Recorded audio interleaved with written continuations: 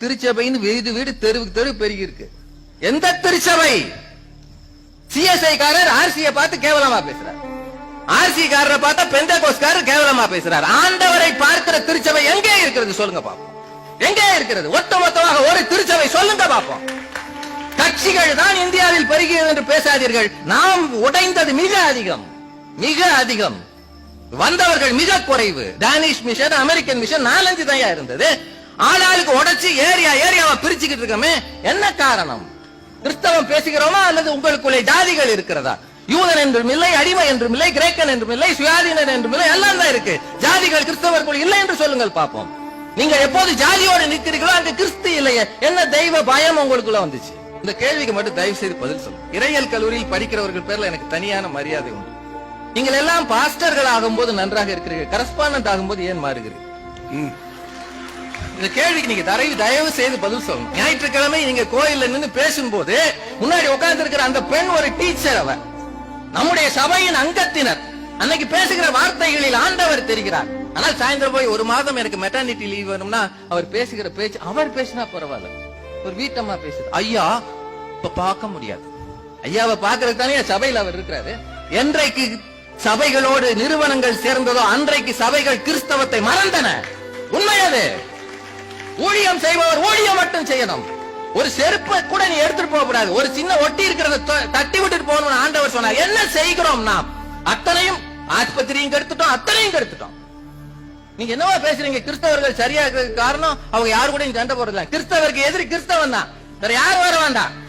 எல்லாம் யோசிச்சு பாருங்க. தமிழ்நாடு முழுக்க இருக்கிற அத்தனை வழக்கு மன்றங்களுக்கு போங்கள். கிறிஸ்தவருக்கு எதிராக வழக்கு போட்டவர்கள் அந்நியர்கள் அல்ல, கிறிஸ்தவர்கள் மட்டுமே.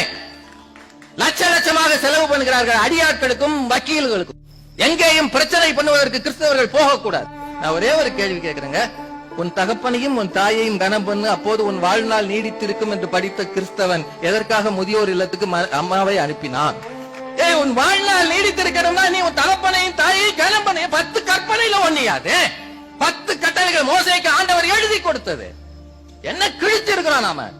அன்னை தெரசா ஒரு உண்மை கிறிஸ்தவர், ஸ்டெயின்ஸ் மனைவி உண்மை கிறிஸ்தவர். அவர்கள் தான் இந்தியாவிலே கிறிஸ்தவர்களை அடையாளம் காட்டியவர்கள். அப்படி கிறிஸ்தவர்கள் எத்தனை பேர் காட்ட முடியும் சொல்லுங்க பாப்போம். அதனால் தான் இந்தியாவை சாதாரணமா நினைக்காதீங்க. மகாத்மா காந்திக்கு பிறகு அந்த பீரங்கி வண்டியை இந்தியா அன்னை தெரசாவுக்கு மட்டும் தான் கொடுத்தது, தெரியுமா? சாதாரண நாடு அல்லது. மகாத்மா காந்தியை ஏற்றி சென்ற அமரரான போது வந்த பீரங்கி வண்டி அன்னை தெரசாவுக்கு வழங்கப்பட்டது.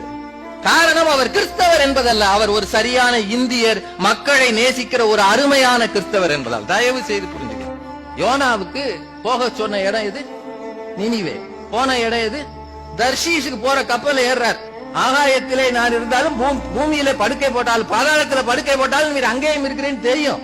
அதனால அவர் தர்ஷீஷுக்கு போகிற கப்பல் ஏறினார். ஏறி போகும்போது கடல் கொந்தளிச்சது. இவனை கண்டுபிடிச்சிட்டாங்க. கண்டுபிடித்த பிறகு அவன் அப்பவாவது அவன் என்ன சொல்றான் வசனம் பாருங்க. யோனா 1:9. நான் எபிரேயன். நீ யாருன்னு கேக்குறாங்க. நான் எபிரேயன், சமுத்திரத்தையும் பூமியையும் உண்டாக்கின பரலோகத்தின் தேவனாகிய கர்த்தரிடத்தில் பயபக்தி உள்ளவன். எவ்வளவு பெரிய புரட்டு! எதுல இருக்கு? நீ போக சொன்ன ஊரை விட்டு கப்பல்ல இருக்க. இப்படித்தான் பல கிறிஸ்தவர்கள் என்ன செய்தாலும் நான் தேவனிடத்தில் பயபக்தி உள்ளவன் என்று சொல்லிக் கொள்கிறார். ஒவ்வொருவருக்கும் உள்ளுக்குள்ளே இருப்பது மனசாட்சி. அதை கேட்டு பாருங்கள். நாம் கிறிஸ்தவர்களா, பெயர் கிறிஸ்தவர்களா, திருநாள் கிறிஸ்தவர்களா, உண்மையான கிறிஸ்துவை அறிவிப்பவர்களா என்று சொல்லி வாய்ப்புக்கு நன்றி கூறி நிறைவு செய்கிறேன். நன்றி.